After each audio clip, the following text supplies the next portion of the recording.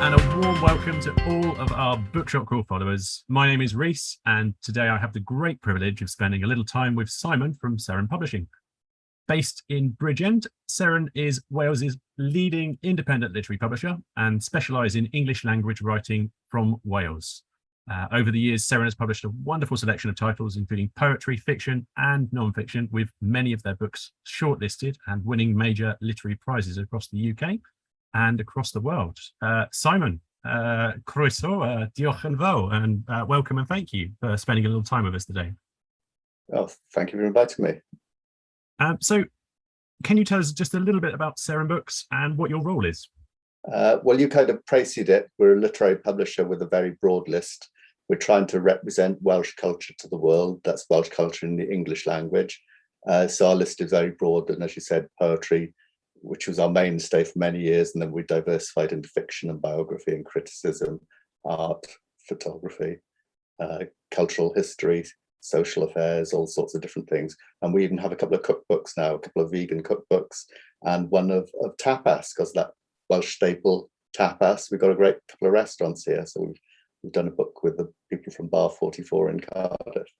So yes, a broad list, which is quite hard to market. And part of my main job is sales and marketing. So sometimes we feel spread quite thinly, but it is a pleasure to work across all these disciplines. Brilliant. I mean, I didn't know about the cookbooks, actually. That's something I'll look up, actually, because we've got quite a few cookbooks at home. We try to get quite a selection of cookbooks from various places that we go. So that might be something that I'll look out for, actually.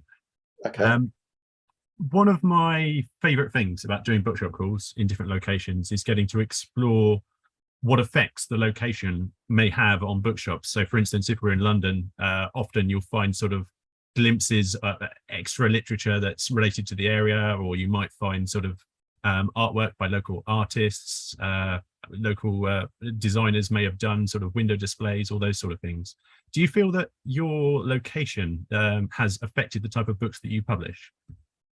Well, it is central because we specialise in writing from Wales. So being in Wales, the press was founded to represent Welsh writers who we didn't feel were getting a good shot with the mainstream publishers in London.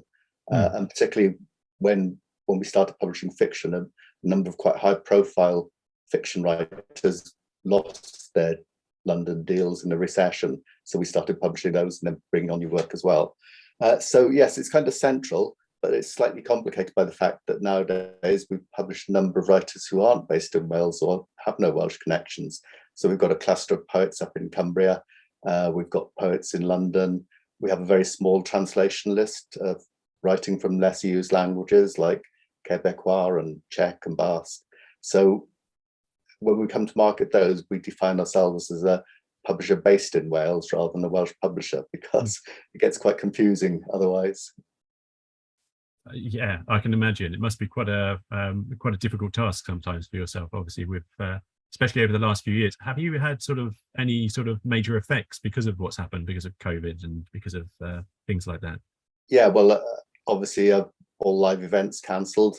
My role is mainly going out visiting bookshops and retail outlets, and all that came to a halt, and I had to reinvent myself online. The live events stopped, so we had to transfer a lot of things to Zoom and virtual poetry events. My colleague Sarah Johnson, she's done sterling work on that front, so she managed to kind of keep us going with book launches and that, simply by discovering how to do these things and bring them into practice. So hats off to her, really. Yes. Are you finding that sort of coming out of it, well, hopefully coming out of it, that you're sort of finding yourself sort of a level between both types now, though? So still doing online and still doing now going back into in person? We've made a commitment to keep the online stuff going for reasons of, well, for reasons of inclusivity, that people who are unable physically to get somewhere aren't excluded, but also because it allows us to access an audience beyond the actual town or village that we're putting the launch on. So we kind of broaden our appeal that way. So, for example, we organise an annual poetry festival in Cardiff, which started in 2018, was live for a couple of years, went online during COVID. This year, all our live events are being live streamed on AM, which is a broadcast platform. Mhm. And then we're also doing book launches. Some will be virtual, some will be in bookshops as was the standard practice. So yeah, it has had an effect, but it's actually been a positive effect, really, because we are reaching people we've never otherwise have reached. We are finding that as we speak to quite a lot of bookshop owners, and quite a lot of bookshop owners have started to do sort of similar. They are going back to physical events, but equally they have had such a big following online while COVID's been happening, and also authors themselves have been so willing to do it, because I mean it's been it was a novelty to start with, I guess, but equally it's turned out to be, like you said, it's turned out to be a benefit, because you get to spread out slightly more than you would normally. Yeah, and then people can still buy books online from bookshop.org preferably, or from the Bookshop's own website, or so that we're still selling books that way too.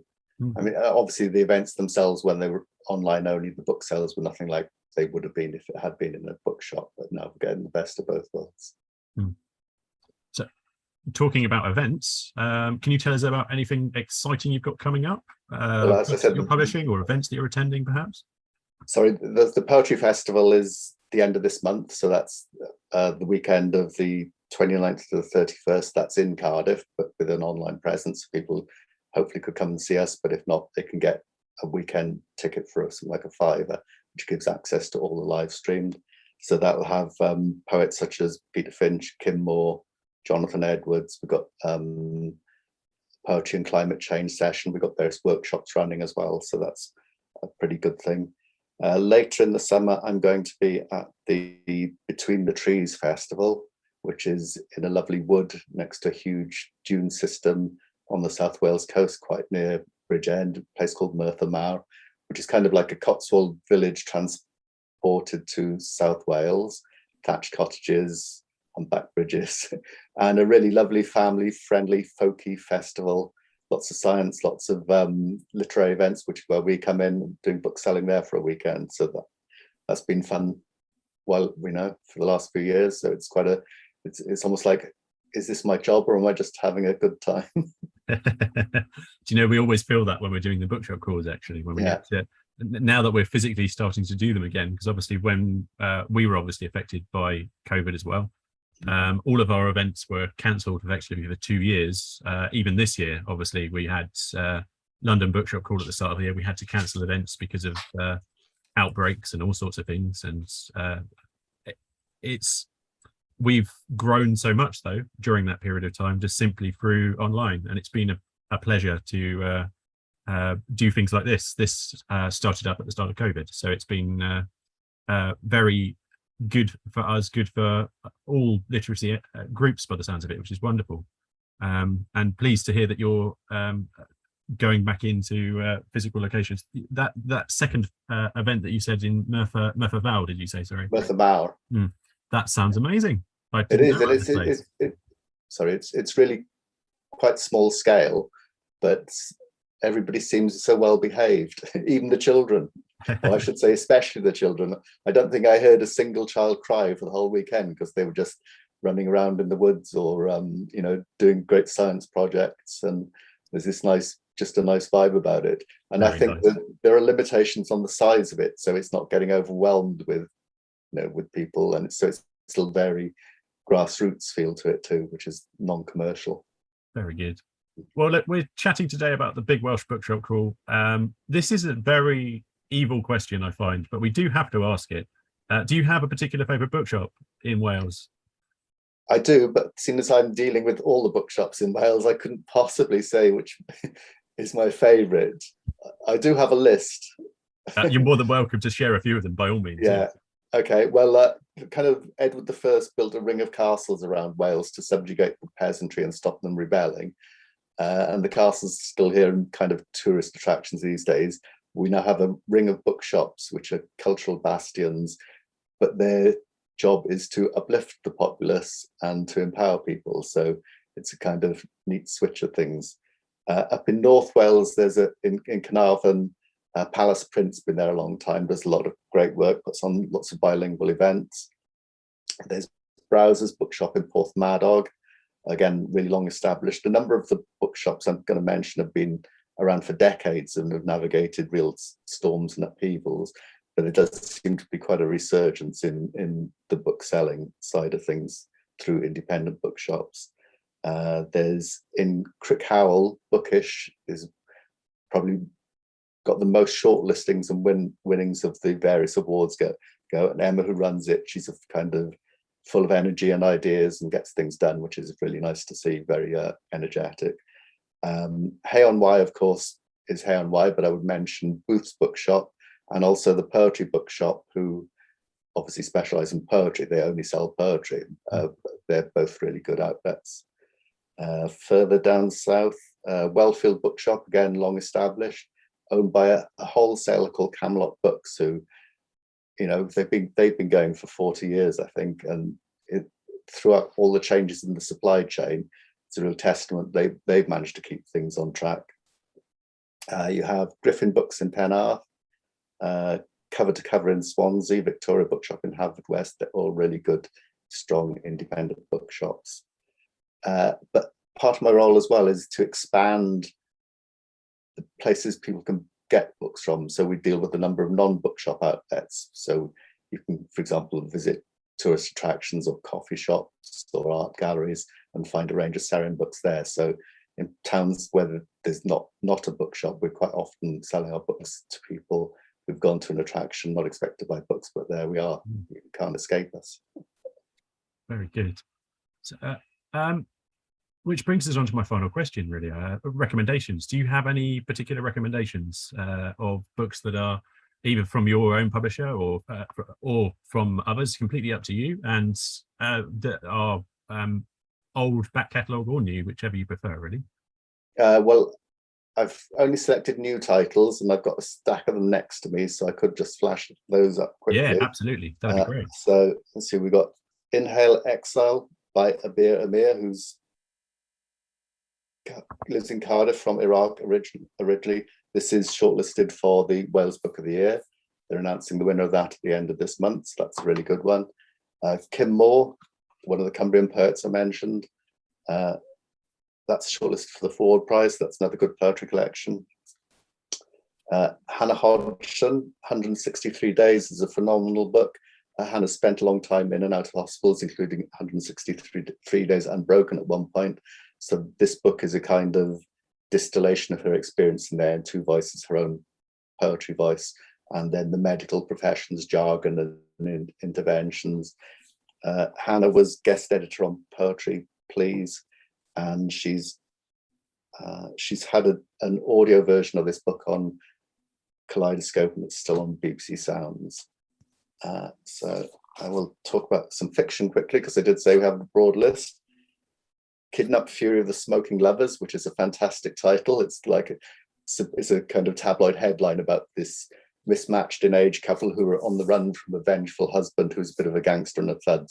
So it's a kind of road trip stroke car chase across England and Wales, ending up on the Llŷn Peninsula near R.S. Thomas's house. Four Dervishes by Hamand Rind.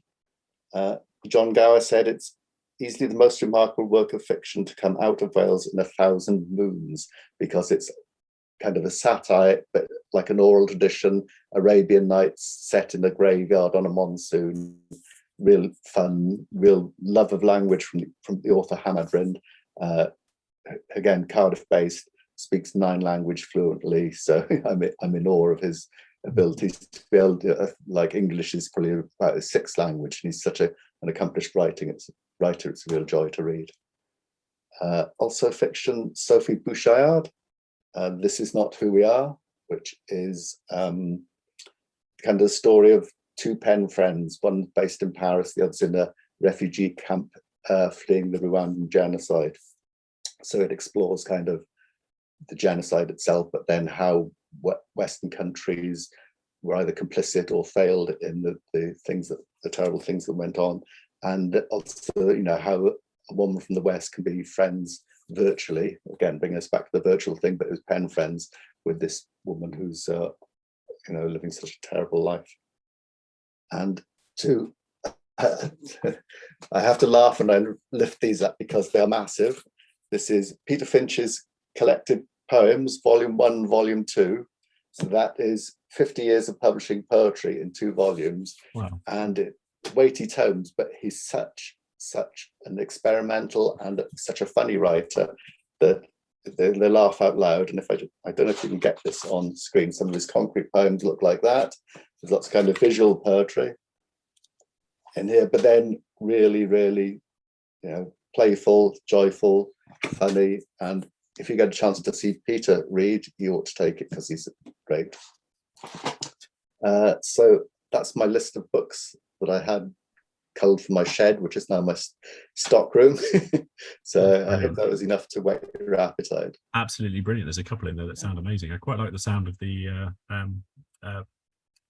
first fiction one you said about titles missed.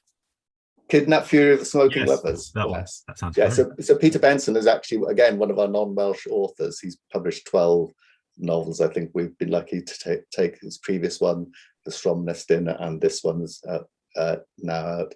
But yeah, he's got quite a following, I think. And he's been really good for our fiction list in of elevating our status across the UK. Excellent. Well, Simon, thank you so much for spending a little time with me this afternoon. Very much appreciated.